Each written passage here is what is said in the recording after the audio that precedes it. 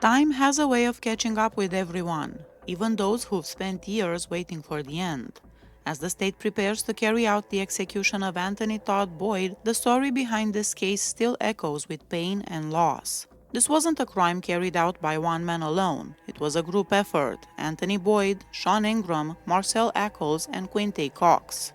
Together, they kidnapped Gregory Hughley and took part in his brutal murder. Each of them played a role every step of the way.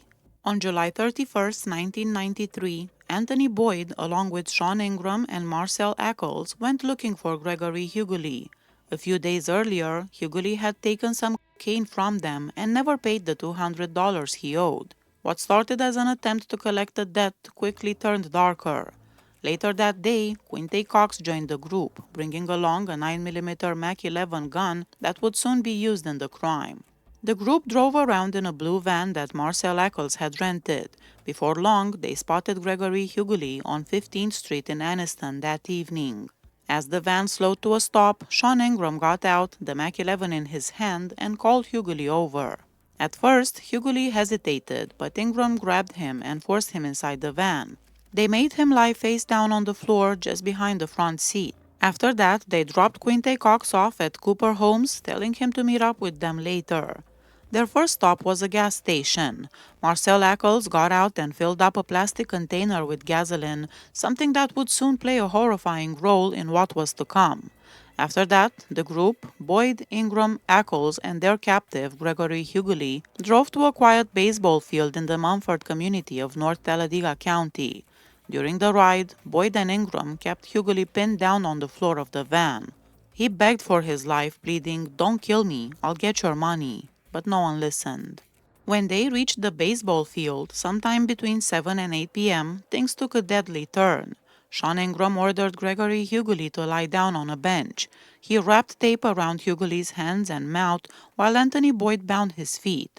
Within moments, Hughley was completely restrained, unable to move, unable to scream. Then, Ingram poured gasoline over him, leaving a trail of fuel stretching a couple of feet away from the bench. He lit the trail, and the fire raced towards Hughley, engulfing him in flames. Boyd, Ingram, Ackles, and Cox stood by and watched as Hughley burned for nearly 15 agonizing minutes. He tried to move, rolling a few feet through the fire before finally going still. After the murder, Boyd and Ingram drove off in the rented van, heading back to Anniston, while Quinte Cox and Marcel Ackles took Cox's car to return to the same area. On the way, Ackles turned to Cox and said, "We are all in this together. If one goes down, all go down." The two vehicles pulled back into Anniston sometime between 7:45 and 8 p.m., the night's horrors still fresh in their minds.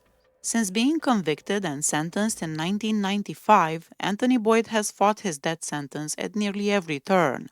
One of his more unusual attempts came in 2018 when he asked the U.S. Supreme Court to let him be executed by hanging or firing squad instead of Alabama's standard methods at the time, electrocution or lethal injection. The Supreme Court denied the request, just as both the federal appeals court and the lower court had done years earlier.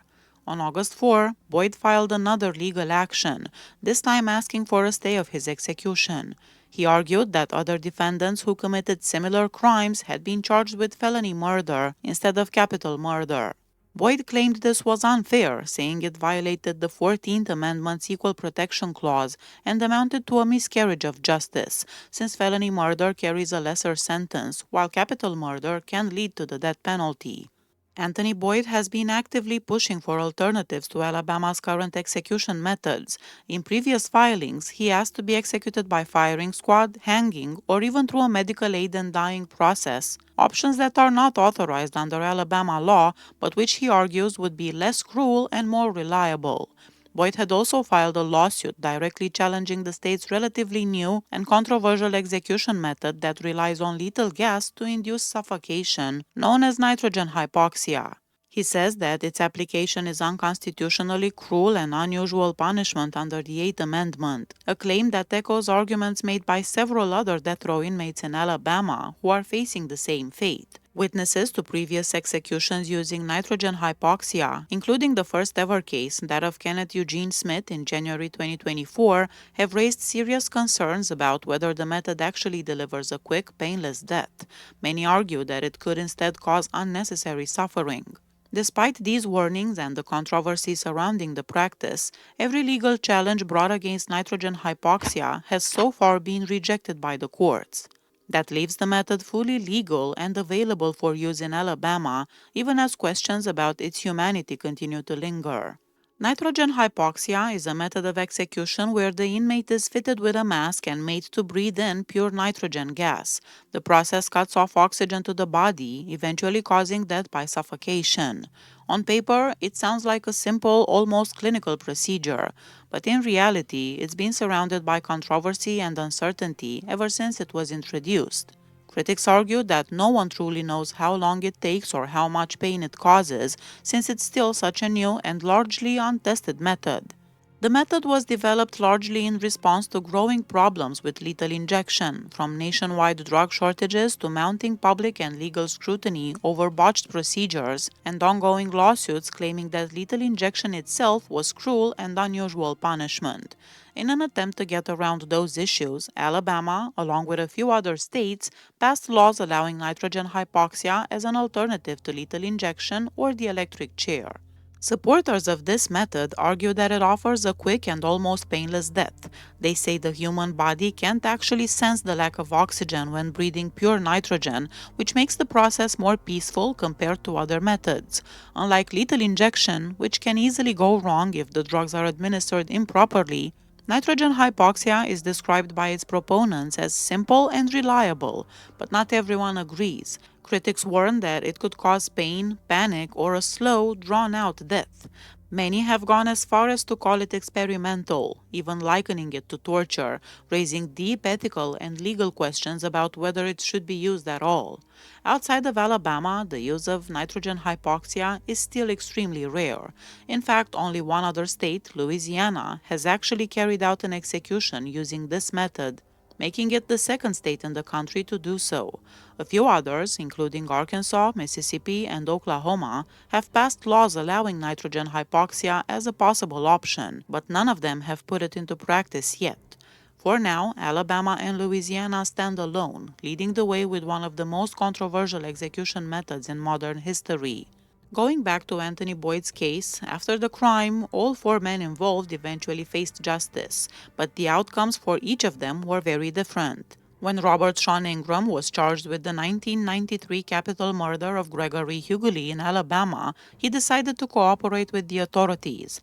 Representing himself at the time, Ingram struck a deal with the state. He would plead guilty to a lesser charge of murder in exchange for a life sentence with the possibility of parole. In return, he was expected to testify against his three co-defendants, helping the prosecution build its case against them. But once Ingram got a lawyer, one of the co-defendants convinced him to stay quiet. "Nobody talks, everybody walks," they told him. Ignoring his attorney's advice, Ingram went against the plea deal and refused to testify at the trial of one of his co-defendants, leaving the prosecution without his crucial testimony. As a result of his refusal to cooperate, the state canceled Ingram's plea deal and moved forward with a trial for capital murder. The jury found him guilty, and following their recommendation, the court sentenced him to death. Marcel Eccles, who had rented the van and helped carry out the kidnapping, received a life sentence without the possibility of parole. Even though he played a key role in the crime, Eccles was spared the death penalty and continues to serve his sentence in Alabama. Quinte Cox, the man who provided the gun used in the crime, ended up with a much lighter sentence. He was convicted of a lesser murder charge and received a life term with the chance of parole. Eventually, Cox was released and is no longer in prison, a sharp contrast to the fates of the other men involved. Now all eyes are on Anthony Todd Boyd as his scheduled execution approaches. Decades of appeals, legal battles, and debates over execution methods have led to this moment. The weight of the crime, the lives affected, and the lingering questions about justice and punishment all come together in Boyd's case. For the victim, Gregory Hughley, and his family, the memories of that night in 1993 remain unshakable.